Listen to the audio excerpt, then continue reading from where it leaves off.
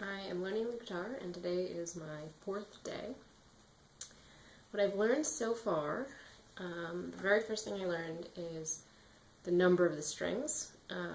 So you count upwards, so the bottom string is the first string, then this is the second string, first string, second string, third string, fourth string, fifth string, and sixth string. The second thing I learned is how to tune the guitar, which I'm not going to go into in detail, but essentially I just bought this tuner on Amazon, and it's pretty easy to learn how to use. You clip it to the end of your guitar, and you turn it on, and then you just strum one string, and it'll kind of tell you what note that string is at. And so to get it to the right note, you turn these pegs at the end of your guitar to tighten the string or loosen the string, and that in turn will change the notes. I've also learned the order of the notes for standard tuning. So the order is E, A, G, D, B, and then E again. So the top and bottom strings are both E.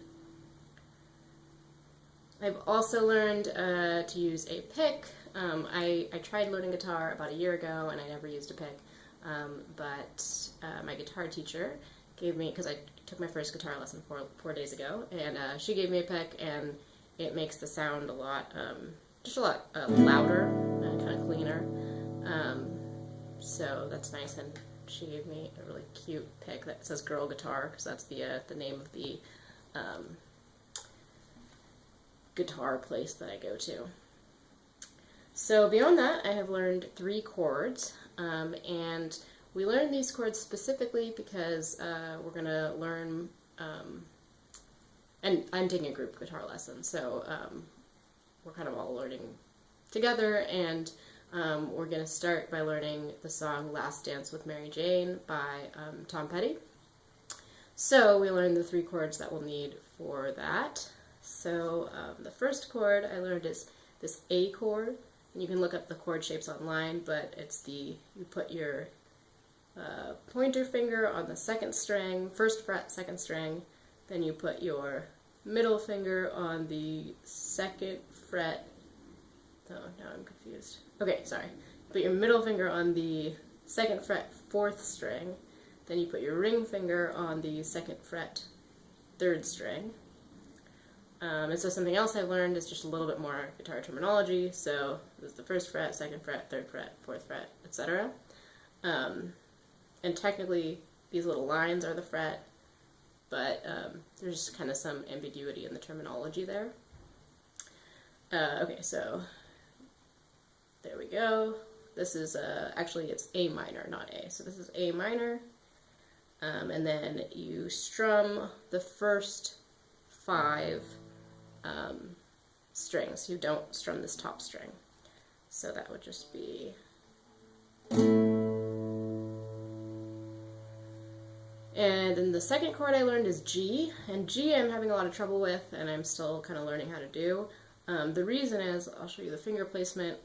You place your middle finger on the bottom string, your pointer finger on the top string, and this is both on the 3rd fret. Oh my gosh, now I'm confused.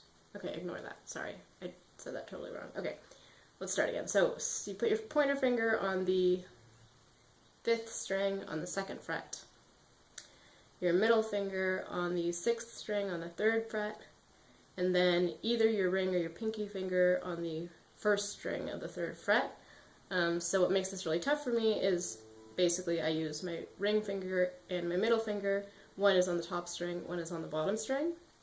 And something else I learned is that there's 2 types of guitars. One is a nylon string guitar, and the other is a steel string guitar. And the difference besides the type of string is also kind of in the shape of the guitar. And so a steel string guitar, which are the most common ones, would have a neck that's a little bit narrower and also kind of narrows more as it goes along. And I actually bought a nylon string guitar, mostly because I didn't know any better. And nylon string guitars are used more in classical music, and so they're meant, the neck is wider, and that way the strings are further apart, which makes it easy to kind of be picking at different strings, but it can make it harder when you're trying to play a chord that's like requires you to, you know, stretch your fingers out. So anyway, so this chord is particularly difficult on my guitar because my neck is bigger than most necks.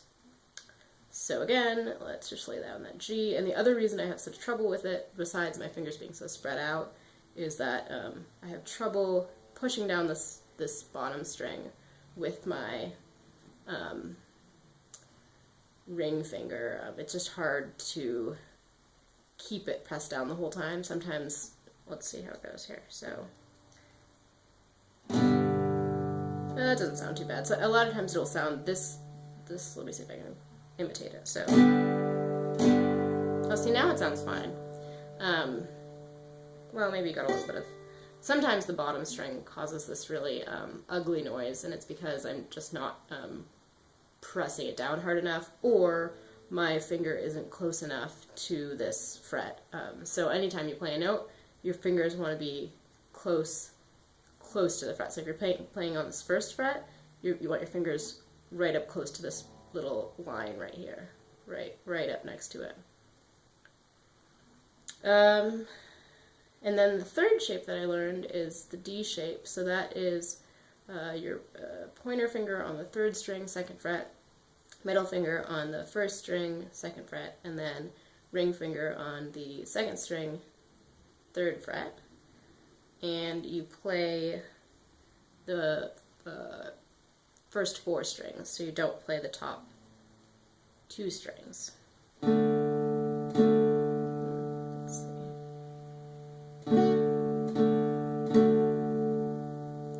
So, my main form of practicing the past couple days has just been trying to switch between those shapes and also keep a relatively steady pace as I switch between those shapes. And the hardest thing for me has been switching from this A minor to the G because I have such trouble getting the G right. So sometimes it takes me a while to kind of place my fingers.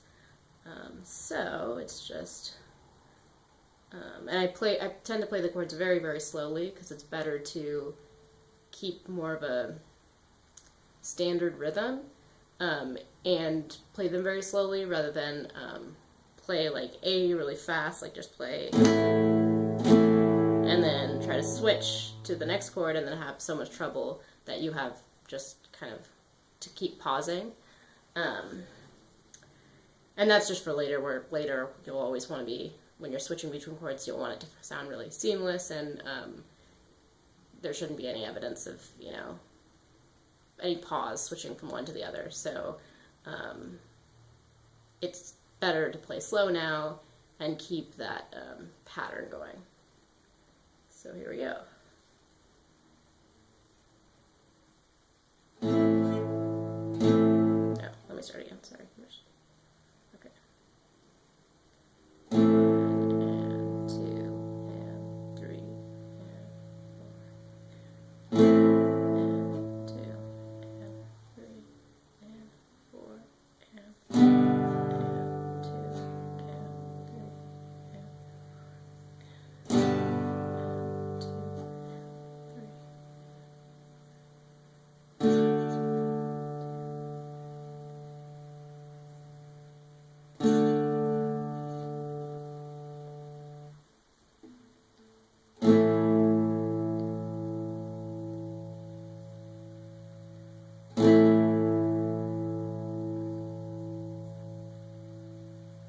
So with those three chords and that pattern of going from A minor to G to D back to A minor, that is basically all the entire pattern that you need to know to play at least a pretty basic version of Last Dance with Mary Jane. So I'll be practicing, again, just continuing to switch between those shapes, and then soon I'll start practicing along with the song, or along with a very slowed down version of that song. And I'll hope to post another video of that soon. Thanks.